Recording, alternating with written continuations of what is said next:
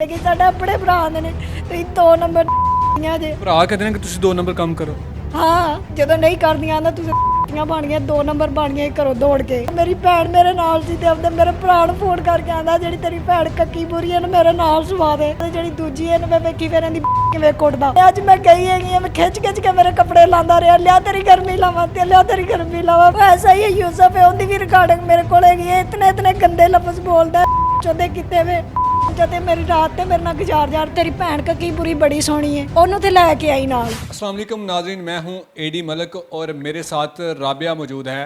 राबिया को उसका सुतेला भाई क्यों ज़बरदस्ती उसको अपनी हवस का निशाना बनाना चाहता है और क्यों इन पर ये तशद्दुद करता है।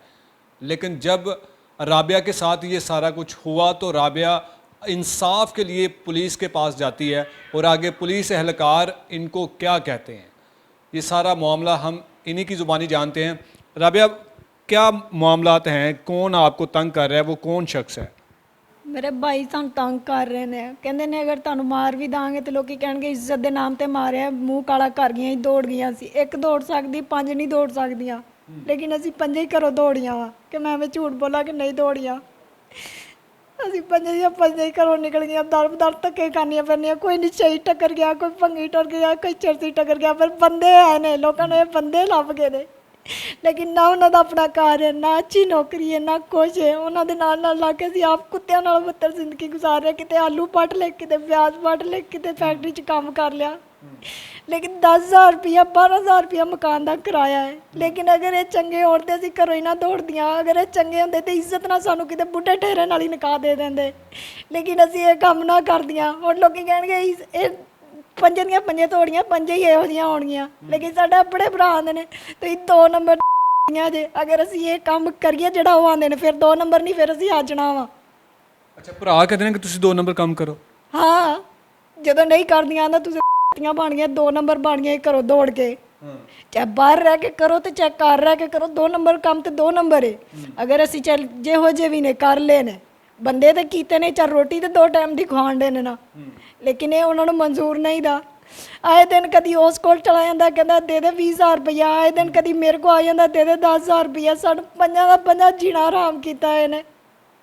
क्यों करदा क्यों इस तरह के सारे मामलात है?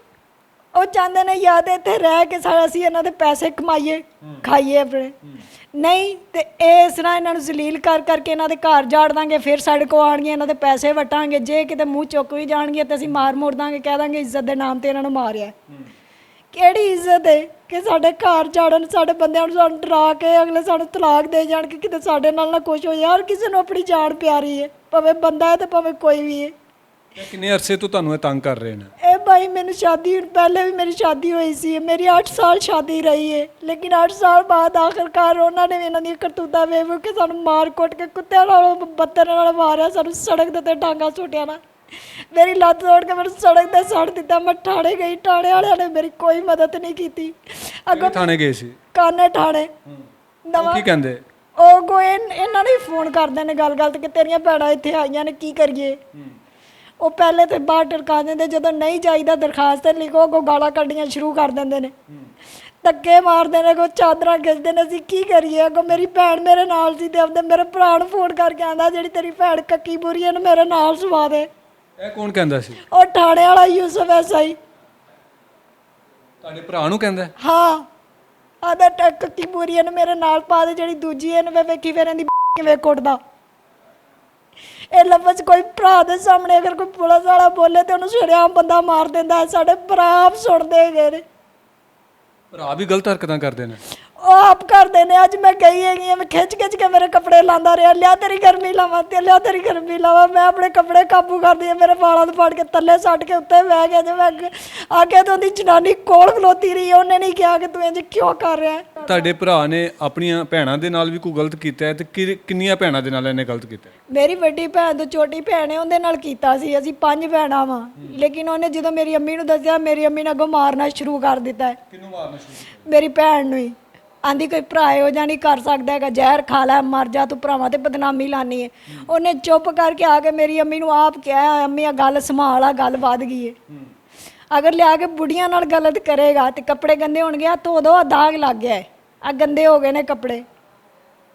ਮਾਂ ਨਹੀਂ ਮਨਾ ਕਰਦੀ ਵੀ? ਉਹ ਆਪ ਕਰਵਾਉਂਦੀ ਹੈਗੀ ਹੈ, ਕੁਰਸੀ ਢਾ ਕੇ ਬਾਹਰ ਬਹਿ ਜਾਂਦੀ ਹੈ, ਮੁੰਡਿਆਂ ਨੂੰ ਅੰਦਰ ਵਾੜ ਦਿੰਦੀ ਜਾਂ ਕਰ ਲਓ। ਯਾਨੀ ਕਿ ਮਾਂ ਨੇ ਘਰ ਨੂੰ ਚਕਲਾ ਹੀ ਬਣਾਇਆ ਹੈ। ਚਕਲਾ ਹੀ ਬਣਾਇਆ ਹੈ।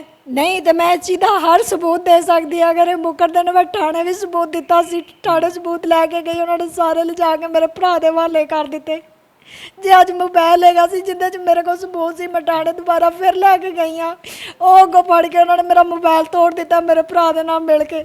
ਉਹ ਐਸਾ ਹੀ ਹੈ ਯੂਸਫ ਹੈ, ਉਹਦੀ ਵੀ ਰਿਕਾਰਡਿੰਗ ਮੇਰੇ ਕੋਲ ਹੈਗੀ ਹੈ। ਇਤਨੇ ਇਤਨੇ ਗੰਦੇ ਲਫ਼ਜ਼ ਬੋਲਦਾ ਚੋਦੇ ਕੀਤੇ ਵੇ ਤੇ ਮੇਰੀ ਰਾਤ ਤੇ ਮੇਰੇ ਨਾਲ ਗੁਜ਼ਾਰ ਮੇਰੀ ਗੱਲ ਤੇ ਸੁਣ ਜਾ, ਇਹੋ ਜਿਹੇ ਲਫ਼ਜ਼ ਬੋਲਦਾ ਆ ਮੈਨੂੰ। ਇਹਦਾ ਕੀ ਨਾਮ ਹੈਗਾ ਜਿਸ ਪੁਲਿਸ ਵਾਲੇ ਦਾ ਕਹਿ ਰਹੇ ਹੋ? ਯੂਸਫ। ਯੂਸਫ। ਹਾਂਜੀ SI ਯੂਸਫ ਤੇ ਕੋ ਗੁਲਾਮ ਹੈ ਰਸੂਲ ਹੈਗਾ, ਪਤਾ ਨਹੀਂ SSI ਹੈ, ਪਤਾ ਨਹੀਂ ਕੀ ਉਹਨੂੰ ਕਿੰਨੇ ਨੇ ਉਹ ਹੈਗਾ। ਤੇ ਉਹ ਜਿਹੜਾ ਯੂਸਫ ਹੈ ਉਹਦੇ ਹੱਥ ਤੋਂ ਜ਼ਿਆਦਾ ਗੰਦੇ ਲਫ਼ਜ਼ ਬੋਲਦਾ ਹੈ। ਉਦੋਂ ਮੈਂ ਕਿੱਥੇ ਮੈਂ ਉਹਨੂੰ ਕਿਹਾ ਮੈਂ ਭਾਈ ਮੈਂ ਨਾ ਕੰਮ ਤੇ ਜਾ ਰਹੀ ਹਾਂ, ਮੈਨੂੰ ਛੁੱਟੀ ਨਹੀਂ ਹੈਗੀ, ਤੇ ਕੱਲ ਛੁੱਟੀ ਐਤਵਾਰ ਨੂੰ ਮੈਂ ਆ ਜਾਵਾਂਗੀ। ਤੇ ਫਿਰ ਦਰਖਾਸਤ ਦਾ ਵੇਨੇ ਕੀ ਕਰਨਾ ਹੈਗਾ। ਤੇ ਉਹ ਚੋਦੇ ਇੱਕ ਵਾਰੀ ਗੱਲ ਤੇ ਸੁਣ ਜਾ, ਕਿੱਥੇ ਚਲੀ ਗਈ? ਉਹ ਤੇਰੀ ਭੈਣ ਕੀ ਬੁਰੀ ਬੜੀ ਸੋਹਣੀ ਹੈ, ਉਹਨੂੰ ਤੇ ਲੈ ਕੇ आई ਨਾਲ। ਇਹੋ ਜਿਹੇ ਲਫ਼ਜ਼ बोलता है भाई वो। आप जो ये बहन बता रही है ना गालियाँ, मैं आपको सुना नहीं सकता, लेकिन यकीन करें अगर कोई सुनना चाहता है ना तो मैं ये जो ओरिजिनल वीडियो मैं उसको देने के लिए तैयार हूँ। एक ऐसा बेगैरत शख्स जो वर्दी पहनकर जिसने ये तहफ़्फ़ुज़ की कसम खाई है कि मैं अपनी कौम के अपने शहरियों के तहफ़्फ़ुज़ के लिए मैं अपनी जान तक कुर्बान कर दूँगा।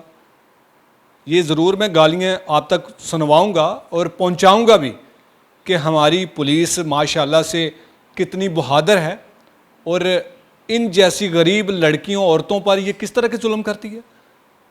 ये जब गालियाँ और ये इस शख्स का जो चेहरा है, इस पुलिस एहलकार का, जब इसके घर वाले भी देखेंगे तो यकीनन फ़ख्र से इसकी माँ, इसकी बहन इसका माथा चूमेंगे। बिल्कुल जी, मेरे पास तो अल्फाज नहीं है कि मैं आपको क्या बताऊं। ये सारी कहानी आपने सुन ली है और उम्मीद करता हूं कि इस वीडियो को आप ज़्यादा से ज़्यादा शेयर करेंगे ताकि इस मुआशरे में हमारे जो इर्द गिर्द जो हमारे जो अपने हैं उनके जो भयानक और उनके जो मकरूह चेहरे हैं ना, वो सब के सामने आएँ और हमारी पुलिस के इन अहलकारों के भी चेहरे जो हैं उनसे भी आप बाखूबी देख सकें कि ये असल में किस कदर इंसान की शक्ल में भेड़िए बन चुके हैं। मैं उम्मीद करता हूँ कि इस बहन को ज़रूर इंसाफ मिलेगा और इसके जो भाई हैं उनके ख़िलाफ़ कानूनी कार्रवाई की जाए और जो कि पुलिस एहलकार हैं उनके ख़िलाफ़ भी कानूनी कार्रवाई होनी चाहिए कि वो आवाम के साथ किस तरह का रवैया अख्तियार कर रहे हैं। इसी के साथ इजाज़त चाहूँगा। अल्लाह ने के बाद।